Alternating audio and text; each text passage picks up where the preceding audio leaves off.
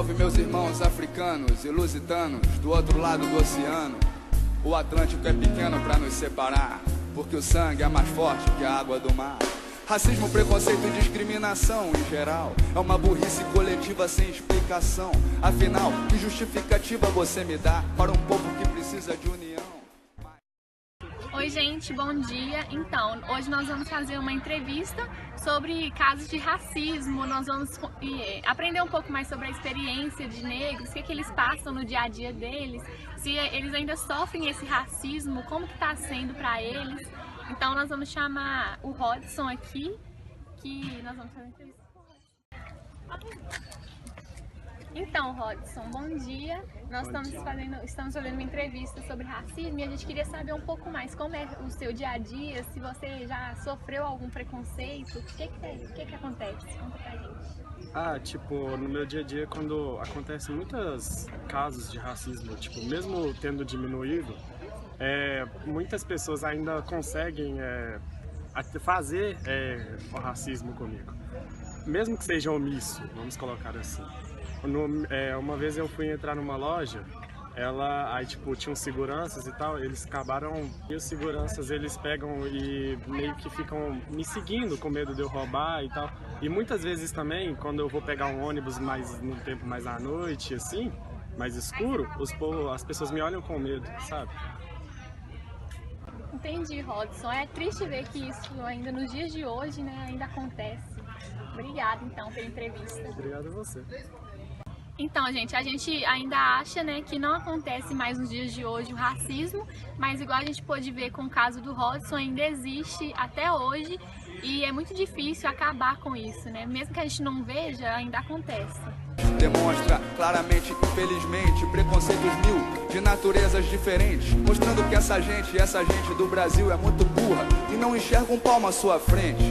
Porque se fosse inteligente, esse povo já teria agido de forma mais consciente, eliminando da mente todo o preconceito e não agindo com a burrice estampada no peito. A elite que devia dar um bom exemplo é a primeira a demonstrar esse tipo de sentimento num complexo de superioridade. Bom dia, gente. Hoje a gente vai falar um pouco sobre a questão da homossexualidade. A gente vai fazer uma entrevista com duas garotas que vivenciam isso no dia a dia, né? E como ainda nos dias atuais tem muito preconceito.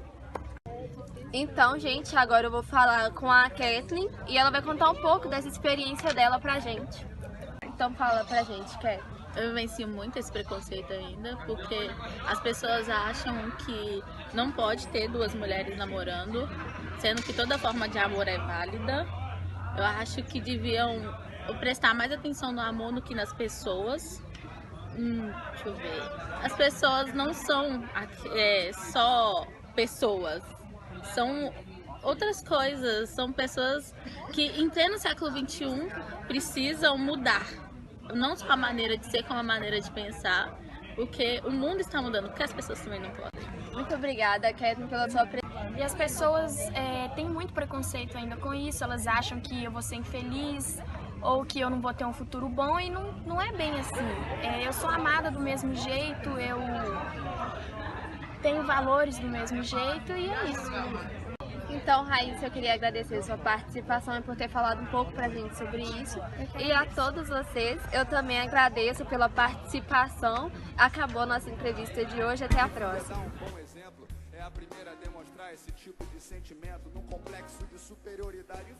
Então, eu sofro há 3 anos o preconceito desde quando meus pais descobriram minha orientação sexual. Eles fizeram muita coisa, eles me tiraram da escola, eles me agrediram verbalmente e fisicamente. A agressão verbal foi a pior e não tenho certeza, vai ficar resquícios por muito tempo. E assim, na minha vivência, o preconceito de casa é o pior, porque ali é onde que você tem um conforto, onde que você deveria correr, chegar e deitar no colo e chorar. E não tem esse colo porque são eles os preconceituosos. E na maioria das vezes eles acham que só porque eu sou lésbica, e eles acham que eu não tenho caráter algum e que eu não posso ter contato com os meus familiares, porque isso é falta de ética.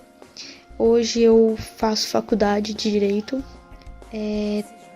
e o preconceito continua, porque eles ainda continuam, por exemplo, eles me vigiam na faculdade, eles ficam passando na rua, mandam pessoas ficar me vigiando e me privam ainda de muita coisa, e o receio e medo também me privam de muita coisa. Então, acho que o preconceito pior de se conviver com ele é esse. É o familiar, onde você não tem o conforto de se viver. Porque você vem para casa e é ali que onde você se sente desmenosprezado e sei lá,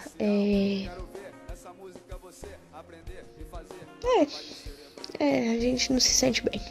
Assim, sempre teve presente na minha vida, como o preconceito sobre a minha orientação sexual diferente.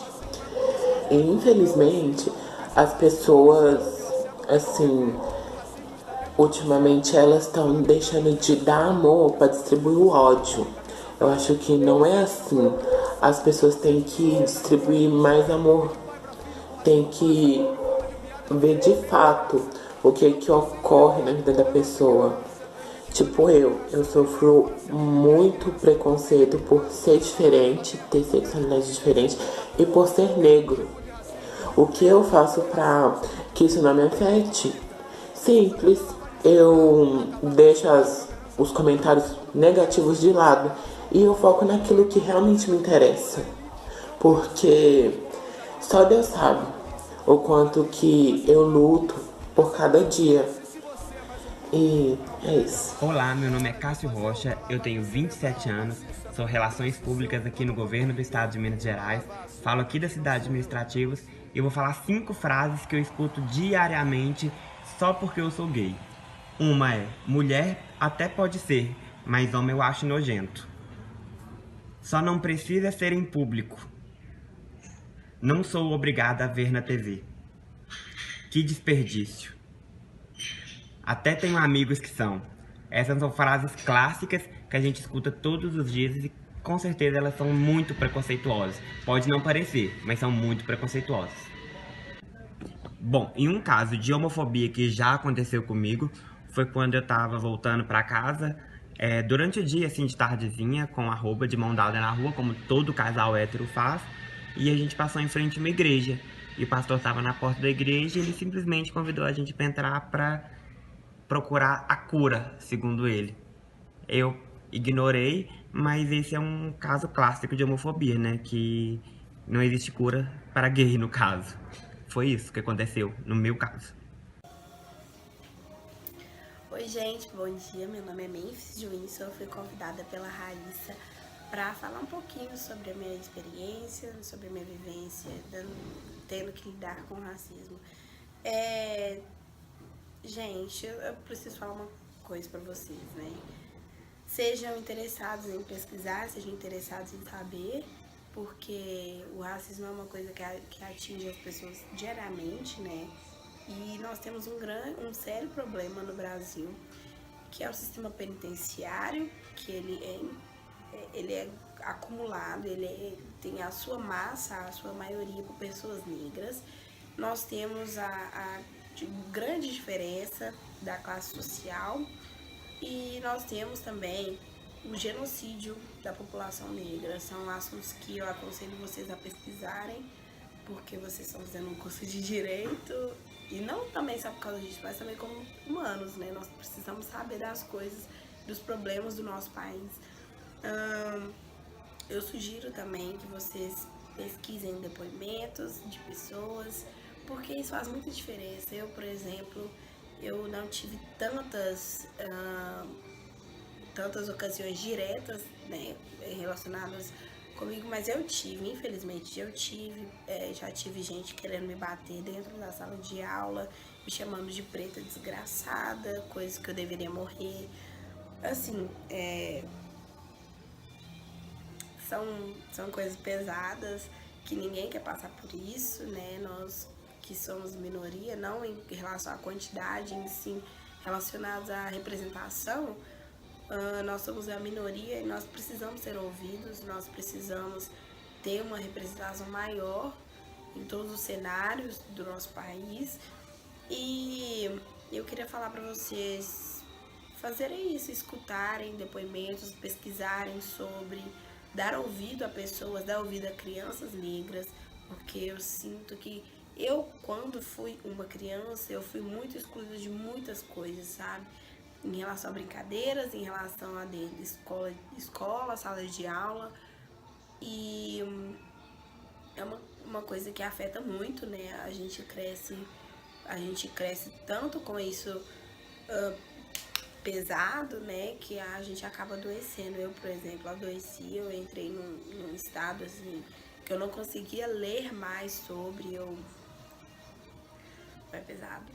Eu não conseguia ler mais sobre, eu não conseguia discutir sobre, eu cheguei no estado de me fechar no mundo, de não querer mais, sabe? Porque isso tava me pesando muito. E se vocês verem uma pessoa que... Isso, gente, não tem como eu falar pra vocês, olha, essa pessoa tá sofrendo por causa disso. Não tem como, assim, uma parada que a nossa sociedade é racista, o Brasil foi construído em cima do racismo, né? O nosso racismo, ele é estrutural. Então, é uma coisa que eu não vejo acabando daqui 10 anos. Eu vejo, assim, tem muita coisa que o Brasil ainda precisa aprender. O Brasil só não, o mundo inteiro precisa aprender sobre levar a educação para as pessoas, ser mais tolerantes com as raças, credos, religiões, tudo, orientação sexual. Nós precisamos desse avanço imediato que já passou do tempo, né? Muito obrigada, é isso.